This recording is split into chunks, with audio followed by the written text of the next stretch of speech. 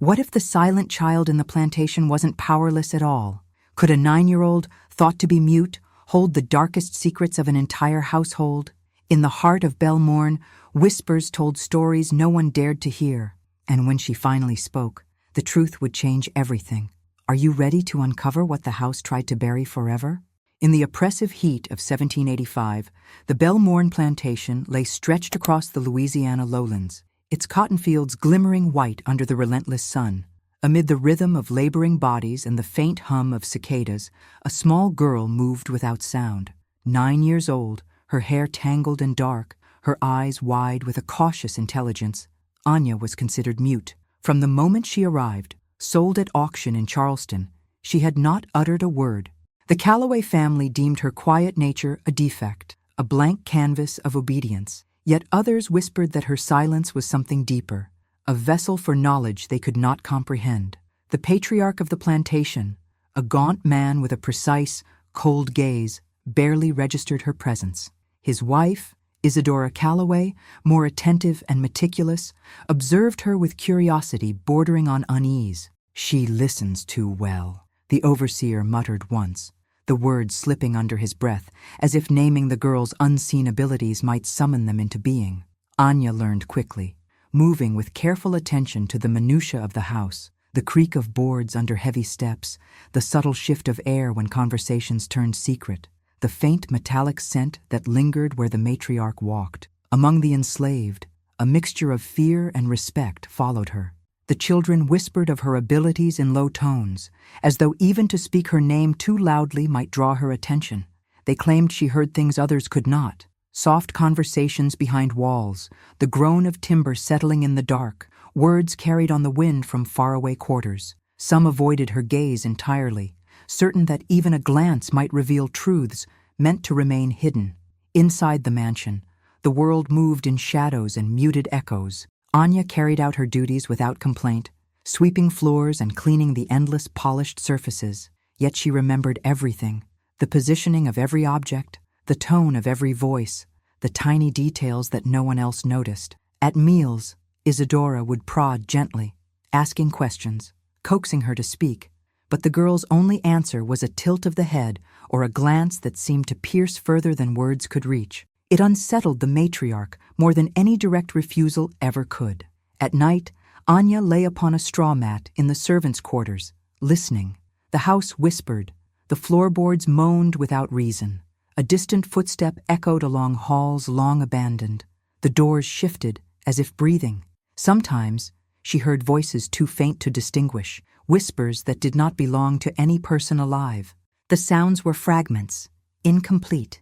Yet they filled her mind with patterns she would carry with her, invisible maps of knowledge that no one suspected she possessed. Even the hardened overseer paused when she moved nearby, sensing a presence that was not empty, a quiet that did not exist in others. Rumors among the enslaved grew.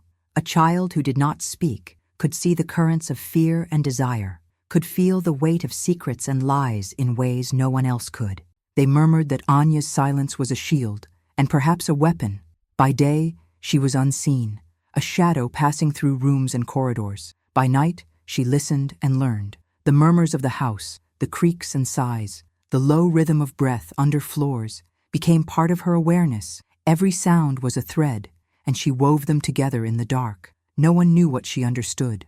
No one suspected the depth of her attention. In a mansion built on control, cruelty, and fear, Anya had no voice, but she had begun to hear everything. The house held secrets, and in the corners where shadows pooled, the silent girl waited, patient and unyielding.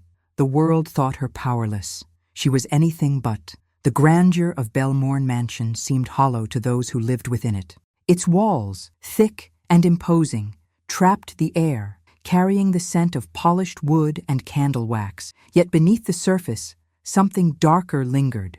Anya, still silent, was moved from the quarters among the other children into the main house to serve the matriarch, Isadora Calloway. The matron's eyes were sharp, her voice measured, and though she had no reason to fear the small, mute girl, she treated her as if aware of some hidden threat. Anya accepted her place without complaint, her hands busy but her mind alert, listening to everything the house offered. The mansion was alive in ways no outsider could perceive. Doors groaned when no one passed, floors sighed under invisible weight, and in certain rooms the air held a strange chill even in the height of summer. Anya learned quickly where whispers thrived, where shadows lingered longer than they should, and which corners hid the quiet murmur of secrets better left unspoken. Other servants avoided these places, but she moved among them with the silence of one who belonged to a different rhythm, one attuned to the subtle signals of the house itself. Isadora Calloway demanded obedience and attention to detail. She watched Anya as one might watch a fragile object, testing the girl with small tasks, tiny instructions that seemed meaningless but revealed the matriarch's constant scrutiny. At times, she would stop mid-task, tilting her head as if expecting a response, and Anya would comply without a word, her dark eyes reflecting more understanding than anyone imagined. The matriarch's unease grew with each passing day, a quiet tension simmering beneath her perfect composure. The other servants whispered among themselves of the strange things surrounding Anya. The girl heard what they did not: the faint creak of doors left ajar at night, the low hum of voices from rooms that should have been empty, the scent of burned incense lingering long after it should have faded. Some claimed she could see things before they happened, predict the fleeting movements of those who thought themselves hidden. Her silence was a veil, but it was not empty. Anya's nights were spent awake, listening. The mansion exhaled its stories in small, subtle signs, a shiver in the air, the shifting of shadows, the faint echo of steps that belonged to no living person. She absorbed these sounds, letting them settle in her mind, weaving a tapestry of knowledge no one else could touch. Each fragment was a piece of a puzzle she could not yet name, but already it guided her understanding of the people she served. Among the children, she gained a strange respect. Some avoided her gaze entirely, fearful of what she might perceive, while others whispered cautiously of her ability to know things that were not spoken.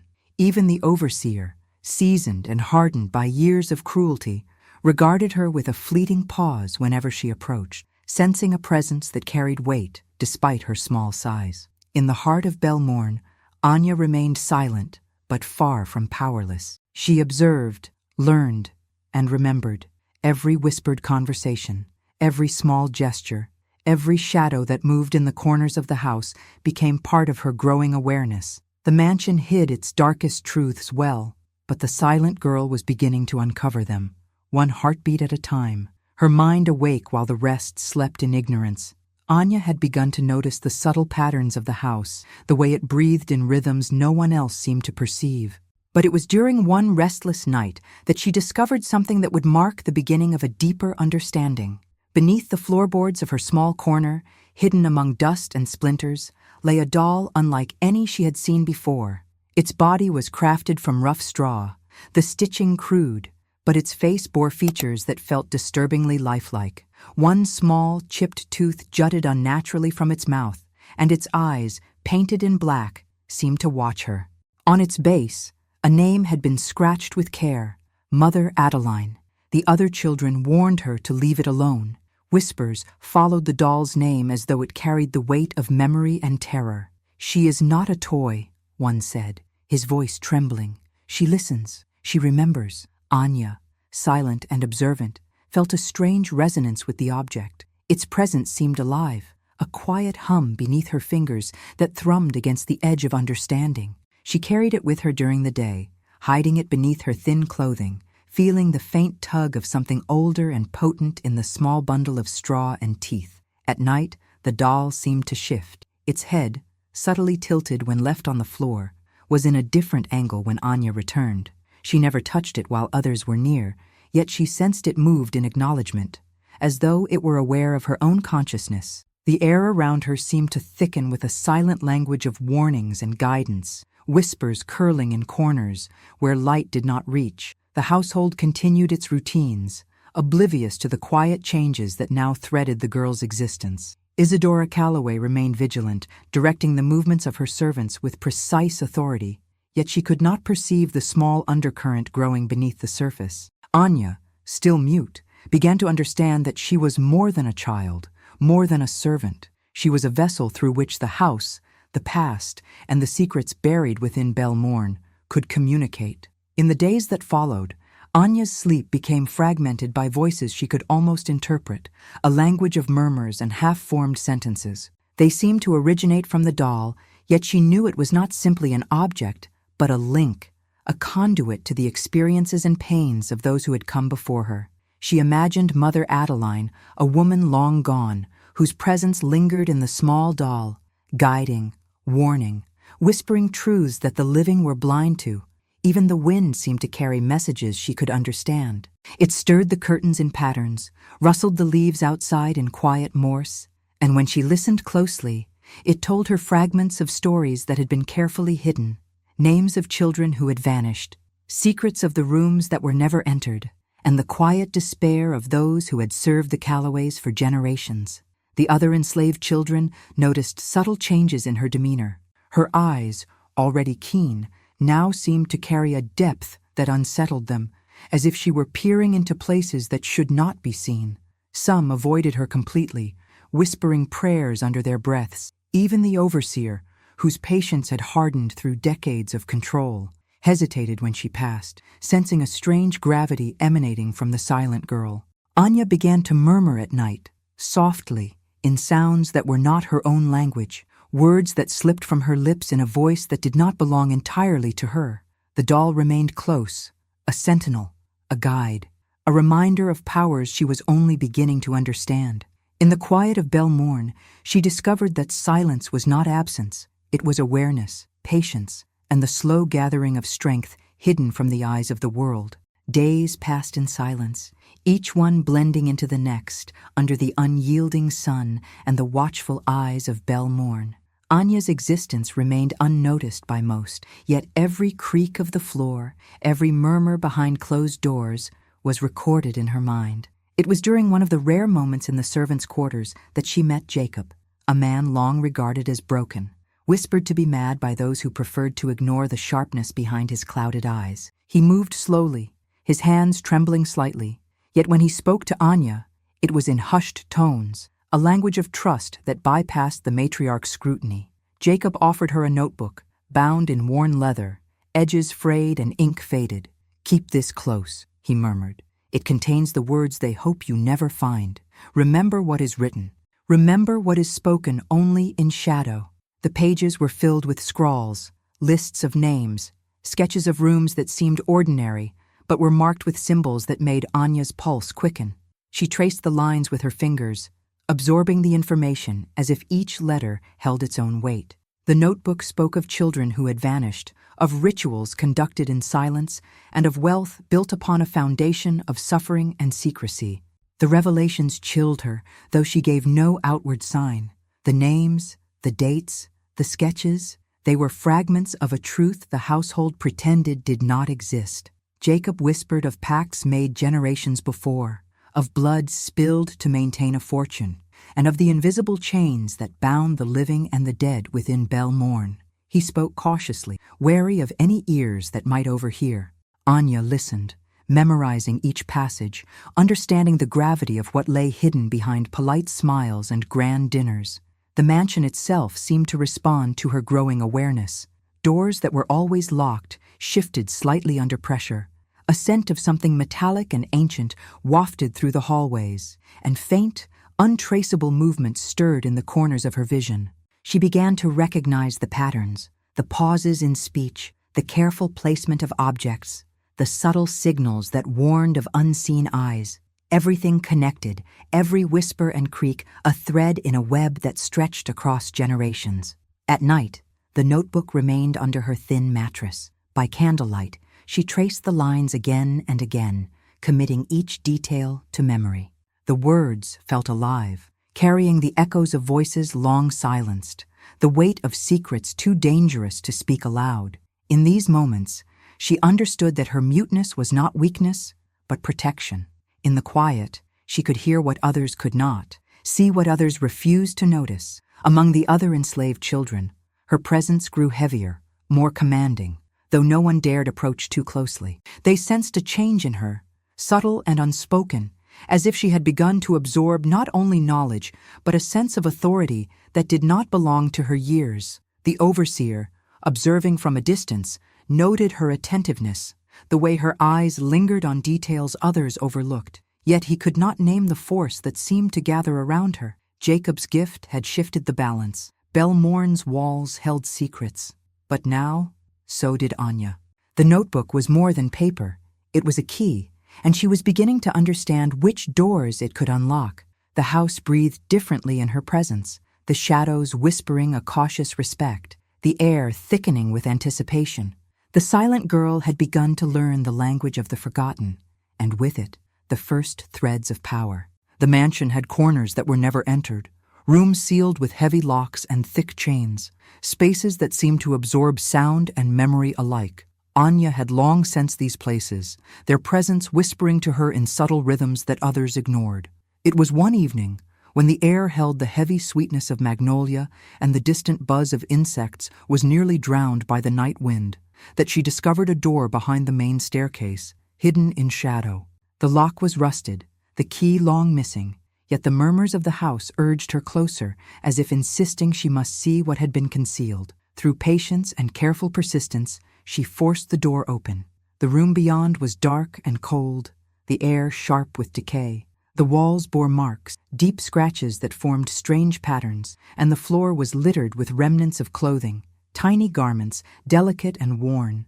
In the center stood a mirror, its surface shrouded with a dusty cloth, yet even beneath the covering, a reflection seemed to wait. Anya stepped inside, the sense of silence thick and unnatural, as if the room itself held its breath in anticipation. She lifted the cloth, and the mirror revealed not her own reflection, but a version of herself older, eyes fully black, lips curved in a smile that was not hers, and a presence that radiated an understanding far beyond her years. The room felt alive with unspoken histories, the echoes of children who had vanished, of secrets hidden in the mansion's foundations, and of pacts long forgotten. The mirror, an object of curiosity and terror, seemed to pulse faintly, drawing her attention to symbols etched along the edges of the frame. They spoke of rituals, of sacrifices made in silence, and of forces that required obedience beyond the mortal realm. Anya did not flinch, did not speak, but she understood. The room had been prepared for those who were both innocent and chosen, a threshold between the living and the unquiet dead. Every detail, the clothing, the scratches, the faint smell of iron in the air, carried stories that demanded to be acknowledged, recorded in memory, and carried forward. She traced the marks with her fingertips, sensing the emotions embedded in each stroke: fear, despair, cunning, and a twisted form of devotion. The mansion had never seemed so vast, its hidden chambers so endless, yet Anya felt a strange clarity. Each secret she uncovered formed threads she could later follow, paths that led to knowledge denied to others. The silence that had been her protection now served as her instrument. The whispers of the house grew stronger, guiding her steps, revealing corridors that had been closed for decades, and unlocking truths that even Jacob's notebook had only hinted at. Outside the locked room, the world carried on. The matriarch paced her halls, unaware of the silent girl who had walked into a space forbidden to every living person in the household. The other servants worked as they always had, blind to the hidden layers of fear, power, and memory now unfolding in their midst. Anya lingered in the room, absorbing it all, her mind mapping the unspoken histories, the names of the lost, and the dark promises etched into the mansion's bones. By the time she emerged, the room had returned to quietude, but Anya was changed. She carried within her the knowledge of what had been hidden, a key to the mansion's past, a silent witness to truths the living dared not confront. Belmorn's secrets were no longer fully its own. They had chosen a keeper, and that keeper was the mute girl who listened more than anyone could imagine. The house held its breath the night of the banquet. Belmorn had prepared for distinguished guests, their laughter and polite conversation masking the weight of hidden sins. Anya remained in her corner, silent as always, carrying trays with careful precision while her ears absorbed more than the words themselves. Each step, each rustle of silk and tinkle of glass carried a rhythm that whispered of control, manipulation, and secrets that the guests did not know they shared. The dinner began with the usual formality: plates heavy with roasted meats, pies, and delicate fruits.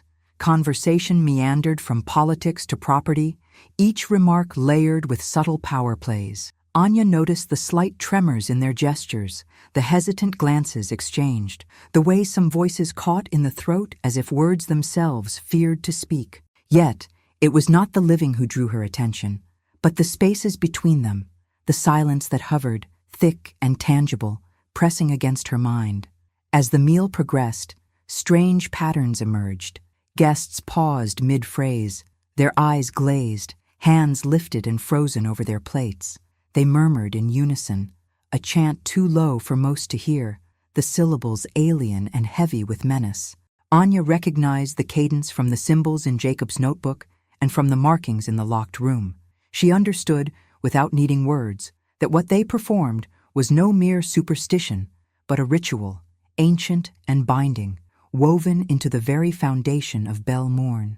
Her awareness sharpened further when she felt movement where none should exist. Shadows shifted independently of their sources, the air thickened with a metallic tang, and a faint, low hum vibrated through the floorboards. The doll, Mother Adeline, pressed against her chest as if acknowledging what she already knew. The banquet was a trap, a performance masking forces far older and far crueler than any human cruelty alone. The guests, despite their wealth and status, were captives within a carefully constructed cycle, prisoners of the house and its silent covenant. Anya moved silently among them, a presence unnoticed yet profoundly aware. She traced the energy of the room, mapping the hierarchy, the hidden fears, and the small betrayals that laced every conversation. The rhythm of the chant, the subtle gestures, even the fleeting expressions of desire and guilt were all threads she wove together, forming a picture that no one else could perceive. By the time the meal ended, she had memorized each nuance, each secret action, and each tremor of intent. Outside, the night wind pressed against the mansion, carrying faint whispers that seemed to answer her silent understanding. She recognized names from the notebook, the children who had vanished, the rituals long concealed, and the dark foundation upon which Bel Morn had been built. The house itself seemed to pulse in acknowledgement of her awareness, the boundaries of secrecy stretching thin under the weight of her attention. By the banquet's conclusion, Anya had learned more than any whispered tale or half-forgotten legend could convey. She understood the delicate balance of power, the fragility of those who believed themselves untouchable, and the depth of the mansion's dominion over those within its walls. The silent girl, small and unnoticed, had become the sole witness to truths that could unravel the very foundation of Bel Morn, one whispered secret at a time.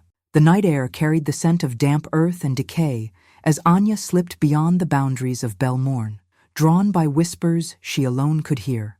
The pines and cypress of the surrounding swamp loomed like silent sentinels, their gnarled roots twisting into the black water that reflected no stars. The wind carried voices, faint and fragmented, beckoning her forward, guiding her to a place where the living and the dead converged in quiet communion.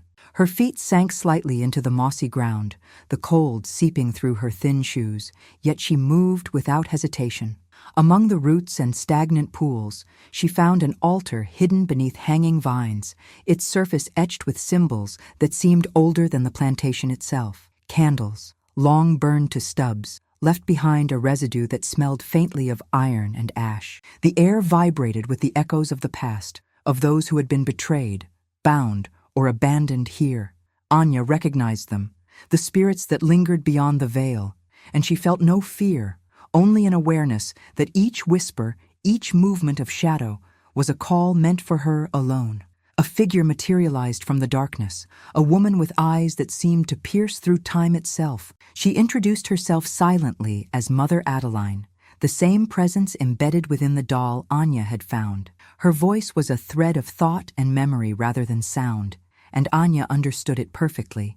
She learned of the betrayal that had bound Adeline, buried alive by the Callaways to conceal the rituals that had enriched them. Now, centuries later, the spirit offered Anya the gift of voice, a power over the whispers of the dead, the ability to command the echoes that no living ear could hear. The swamp seemed to pulse in response to this communion. the shadows stretching and bending as if to acknowledge her awakening. Anya felt the first stirrings of power, subtle and immense, coursing through her small frame. She understood that the secrets of Bel Morn, the rituals performed within the mansion, and the voices she had already heard were all connected, threads woven into a tapestry of control, fear, and hidden knowledge. For the first time, she spoke, not aloud in the common tongue, but in murmurs older than memory, words that carried weight beyond the mortal world. The swamp responded, the whispers of the trapped, the forgotten, and the silenced bending to her presence. She commanded attention with quiet authority, feeling the spirits converge around her, acknowledging a bond forged by patience, listening, and the depth of her silence. When the first light of dawn touched the edges of the swamp, Anya retraced her steps back toward the mansion.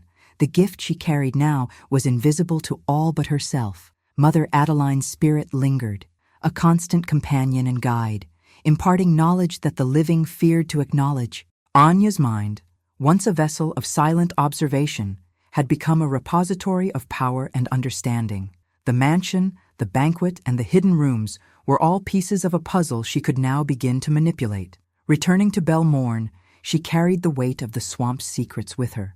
The house, which had once seemed limitless in its control, now felt constrained, as though the unseen eyes and ears of its past had noticed her awakening.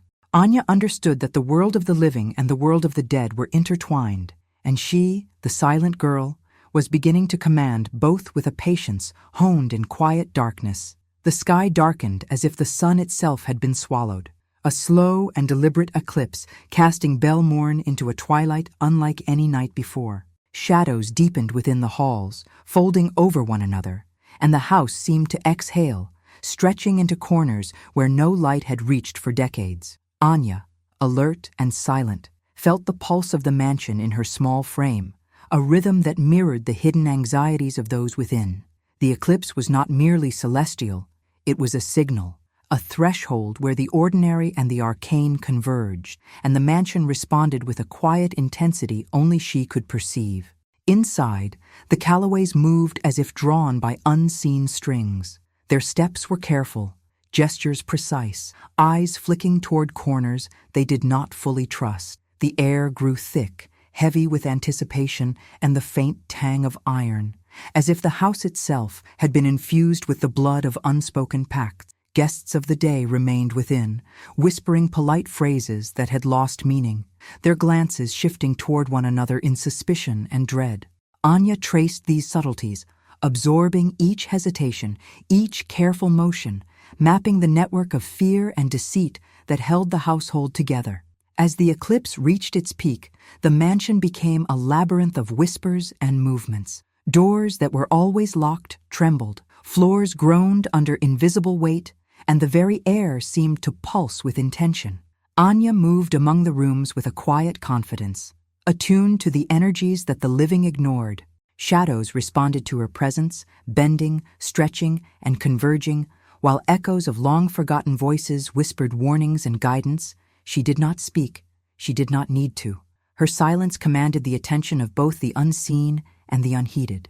The guests and the family were drawn into a subtle chaos, their behaviors dictated by forces they could neither name nor resist. Faces flickered with expressions not entirely their own. Limbs moved with hesitation, and murmurs formed a pattern that was as deliberate as it was terrifying. Anya recognized it all, the cadence of fear, the rhythm of compulsion, the invisible chains that had bound Bel Morn for generations. She understood the mansion's design, the careful layering of control, and the ritualistic timing that had gone unnoticed until now. Outside, the eclipse cast the swamp and the surrounding fields into a gray haze. The wind carried whispers of the departed, calling to her, offering insight and warnings. She felt the presence of Mother Adeline near, a faint warmth, a reassurance, and a reminder that the power she wielded was still growing. Anya moved with precision, tracing the patterns of energy, noting the tremors of influence among the living, and understanding how each subtle gesture contributed to the larger weave of control. By the time the shadow began to retreat, light returning slowly, Anya had memorized every nuance, every thread of influence, and every concealed movement within the mansion. She carried the knowledge quietly, as always, and understood that Belle Morne's apparent dominance was a fragile illusion. The eclipse had unveiled truths, and in the silent girl, the mansion had found a witness capable of understanding, absorbing, and one day manipulating the balance of power that had kept its dark history hidden for so long. The cellar of Belle Morne was a space that few dared enter, thick with the scent of damp stone and age-old secrets. Anya descended the narrow steps, the walls closing around her as if aware of her presence. At the bottom, the shadows pooled in corners that had not seen light in decades, and the air was heavy with the remnants of rituals performed long before her arrival. The matriarch, Isadora Calloway, followed, her voice trembling despite her attempts at composure. She knew, finally, that the silent girl was no ordinary child, that her muteness concealed awareness and something far more dangerous. Anya's gaze did not waver. She had absorbed every sound, every whisper, every trace of hidden knowledge within Belle Morne. And now she understood the full extent of the power that the mansion had demanded, and the price it had exacted over generations. Isadora, for all her years of control, was unprepared for the reckoning that had been silently gathering in the girl she had underestimated. The shadows themselves seemed to bend toward Anya, shifting, stretching, acknowledging her authority in ways the living could not perceive. The matriarch's voice shook as she confessed, revealing truths she had long hidden, that Anya was the descendant of Mother Adeline, sold into the plantation to sever the line and conceal the rituals that had ensured the Calloways' wealth. Every word she spoke was a mix of fear, guilt, and desperation, yet Anya did not react outwardly. She had learned patience in silence, and the depth of her understanding surpassed what the matriarch could even imagine.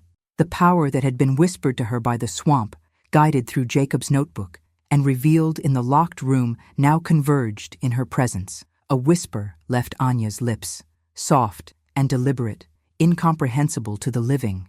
The sound carried weight, a vibration that seemed to pierce beyond flesh and bone, resonating with the mansion itself. Isadora screamed, a sound of terror and regret, as if the secrets of the house had turned upon her. The echoes of children who had vanished, the rituals performed in silence, the years of oppression and hidden cruelty, all coalesced into a single force that spoke through the girl who had been mute. She was the culmination of memory, vengeance, and understanding, and her words were not meant for hearing, but for reckoning. Outside the cellar, the air seemed to shiver. The mansion exhaled a tension it could no longer contain. The living were powerless against what had been awakened in Anya, a presence that transcended fear and command. The spirits long trapped within the walls, the echoes of wronged and silenced souls, bent toward her, recognizing the authority she now wielded. She had become the vessel through which Belle Morne's hidden truths were acknowledged, and through which justice, slow and inexorable, would unfold. By the time she emerged from the cellar, the house was quiet in a way that it had never been. The matriarch was no longer able to exert her presence, her influence severed by the careful accumulation of knowledge, patience, and subtle power that Anya had gathered. The silent girl, once overlooked and underestimated, had become the master of the mansion's secrets, the keeper of its hidden voices, and the one who held the balance between the living and the unquiet dead. The morning arrived at Belle Morne with a strange stillness. The fields lay untouched, the cotton hanging motionless under a sky that seemed heavier than usual, and the house itself breathed quietly, as if exhausted by the events of the night before. Anya moved through the halls with a composed serenity, the weight of knowledge and power she had accumulated guiding each step. The mansion no longer held dominion over her. Instead, she carried the truths it had hidden for generations, and with them, the patience of a silent witness who understood what must remain concealed and what must be revealed. The Calloways were gone. No trace of the matriarch, the patriarch, or the guests who had visited remained, as though the house had exhaled them into the void. The servants moved cautiously, whispering among themselves, sensing a change they could not name. Their eyes, wide with fear and awe, followed the small girl who had once been invisible, recognizing the presence she now commanded. Anya's silence was no longer a mark of submission, but a mantle of authority, a signal to the living and the unseen that she had become the keeper of Belmorn's secrets. The mansion seemed different in her presence. Rooms that had felt suffocating now pulsed with latent energy, the walls holding their stories in anticipation of her attention. The locked chambers, the haunted mirrors, and the relics of ritual were quiet, but the air carried a resonance of their histories, acknowledging the girl who had listened, observed, and remembered. Even the shadows seemed to bow subtly, gathering around her in reverence, as if the house itself had accepted her as its interpreter. Outside, the wind stirred through the surrounding swamp, carrying whispers from long-forgotten spirits. Anya felt their presence and returned it with understanding, a silent communion that transcended fear and mortality.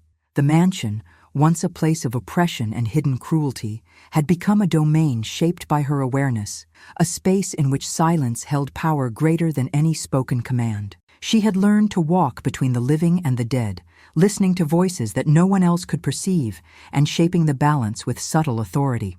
Though Belmorn appeared abandoned in the physical sense, it thrummed with latent secrets, alive in ways invisible to the outside world. Anya's muteness had always been her shield, her vessel for knowledge and patience, and now it was her instrument. She moved through the house with quiet assurance, understanding that power did not always roar. Sometimes it whispered, and sometimes it waited in silence, gathering until it could command reckoning.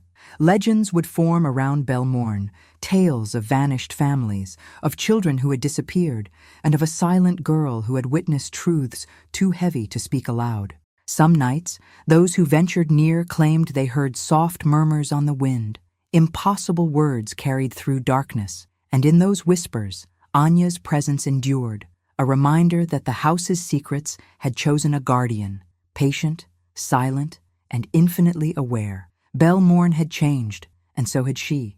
The mansion's whispers were hers now, and no one could take them back.